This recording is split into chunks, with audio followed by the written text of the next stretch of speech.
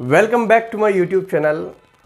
गर्भाशय की गांठ के बारे में आज मैं कुछ चर्चा कर लेता हूं आप लोगों से। ये किस वजह से होती है, हो भी गई है जैसे कि आपके, तो उसके इलाज क्या है और आपको क्या क्या सावधानी रखनी चाहिए, इसके लक्षण क्या होते हैं, सारी बात आपको समझनी चाहिए। जो महिलाएं मां नहीं बन पा रही हैं उनको ये क्या बाधा उत्पन्न करती है और उनको क्या करना चाहिए, सारी बातों पर चर्चा कर लेंगे। और आपके लिए ये वीडियो बहुत ही बेहतर वीडियो साबित होने वाली है, तो इस वीडियो को प्लीज़ लाइक करना मत भूलिएगा और वीडियो को अंत तक ज़रूर देखिएगा। सबसे पहले तो मैं बताऊंगा कि ये किस कारण से होती है। आपके जब भी मासिक धर्म में उतार चढ़ाव आता है, जैसे कि कभी जल्दी आ जाता है, कभी लेट आता है, मासिक धर्म फिक्स नहीं है, मासिक धर्म में जो ब्लड है वो बहुत कम निकलता है, तो इस वजह से ये गांठ बन जाती है। आपको शुरू में तो पता नहीं लगता है इस गांठ का, ये बहुत ही छोटे रूप से स्टार्ट होकर और बड़े रूप तक जाती है। ये लास्ट इसका जो स्टेज है वो कैंसर का है, ध्यान रखिए। लेकिन बहुत बाद की बात है, उससे पहले तो काफ़ी इलाज है इसके और आपको बहुत जल्दी इससे छुटकारा भी मिल जाता है। दूसरा जो कारण है वो है कि आपका जो खान पान है। अगर आप खान पान में मिर्च मसालों का ज़्यादा उपयोग करती हैं, आप बाज़ार के फूड्स ज़्यादा खाती हैं, आप कैफीन युक्त पदार्थ ज़्यादा खाती हैं, आप नशीली चीज़ों का उपयोग ज़्यादा करती हैं, तो भी फाइब्रॉइड होने का चांसेस बना रहता है। तीसरा कारण होता है आपका हैवी वेट, आपका मोटापा। ज़्यादातर जो मोटापा जिन महिलाओं में होता है उन महिलाओं में ज़्यादातर यही समस्या बनी रहती है। उन महिलाओं में गांठें तो बनती बनती, साथ के साथ मोनोपोज की भी समस्या स्टार्ट हो जाती है 30 साल से ऊपर। तो मोटापा तो सभी चीज़ के लिए ख़तरनाक है, आपके हार्ट के लिए भी, आपके किडनी के लिए, आपके लिवर के लिए, ठीक है, सब चीज़ के लिए मोटापा खतरनाक है। इसलिए मोटापे को तो आप शुरू से ही कंट्रोल रखें। अगर आप प्रेगनेंसी प्लान करना चाहती हैं तो आपको फाइब्रॉइड जैसी बीमारी होने नहीं देनी है बिल्कुल भी। अपने मोटापे को, अपने खान पान को, इन चीज़ों को सुधारना है बिल्कुल हर तरीके से। देखिए, जब आपका ये प्रॉब्लम शुरू हो जाती है शरीर में, तो आपको कैसे पता लगेगा कि आपके फाइब्रॉइड हो गया है, यानी गर्भाशय में आपके गांठें बन चुकी हैं। आपके पहली बात तो मासिक धर्म में एक तो ज़्यादा ब्लड आने लगता है, मतलब जो पहले कभी नहीं आया वो ब्लड आपके स्टार्ट हो जाता है और आपको लग रहा है कि ब्लड ज़्यादा निकल रहा है। मासिक धर्म ख़त्म हो गया है, उसके बाद भी हर 2 से 3 दिन में ब्लड आना प्राइवेट पार्ट से, ये इसका सबसे बड़ा लक्षण होता है। आपके शरीर में कमजोरी है, ठीक है, वो भी इसका लक्षण होता है। आपके जैसे कि आपने छोटा मोटा काम भी कर लिया और उसके बाद आपके तुरंत थकान बन गई, तो भी इसका कारण होता है, ठीक है। इसके अलावा आपके अगर शारीरिक संबंध जब भी आप बनाते हैं तो आपके अगर पेड़ों में दर्द हो, ज़्यादातर आपके पेल्विक एरिया में दर्द हो, तो भी ये इसका लक्षण होता है। आपको समझ जाना चाहिए कि आपकी रसोली बन चुकी है। अगर ज़्यादा दिनों तक आपको ये प्रॉब्लम हो रही है तो आपने इसका कारण जान लिया, आपने इसके लक्षण जान लिए, ठीक है। अब इसका जो असर है आपके शरीर पर क्या दिखने वाला है, आपको क्या परेशानी झेलनी पड़ेगी। अगर ये फाइब्रॉइड अगर आपके हो गया तो आपको क्या क्या परेशानी झेलनी पड़ेगी। सबसे पहली परेशानी प्रेगनेंसी।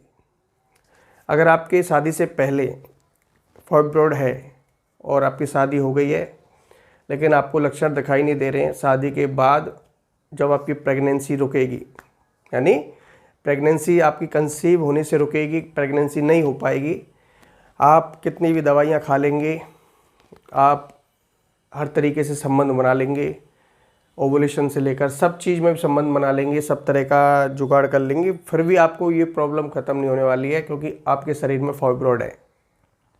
फाइब्रॉइड क्या होता है, शुक्राणु और अंडाणु का निषेचन नहीं होने देती है। देखिए, ये जो फाइब्रॉइड है इसका जो शुरुआती स्तर है वो चना के बराबर से स्टार्ट होकर और एक क्रिकेट बॉल के बराबर पहुंच जाता है। अगर आप इसका अच्छे से शुरू से इस पर ध्यान नहीं देंगे और ये धीरे धीरे बढ़ता बढ़ता ये क्रिकेट बॉल तक पहुंच सकता है। कई महिलाओं में बहुत क्रिकेट बॉल के बराबर रसोली देखी गई है, उनकी निकाली भी गई है। तो इसका जो उपचार है वो क्या है दोस्तों? इसका उपचार पहले था चीरा, यानी पेट पर कट लगाना, उस रसोली को निकालना।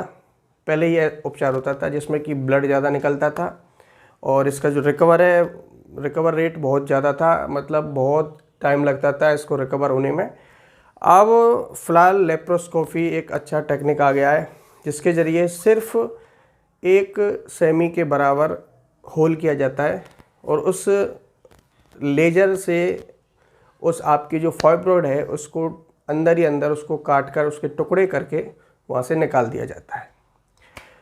बहुत ही अच्छा तकनीक है। महिला को जैसे आज उसका ऑपरेशन इस तरीके से किया है तो उसको नेक्स्ट डे उसको छुट्टी मिल जाती है और 15 या 20 दिन में उसका शरीर दोबारा से ठीक हो जाता है।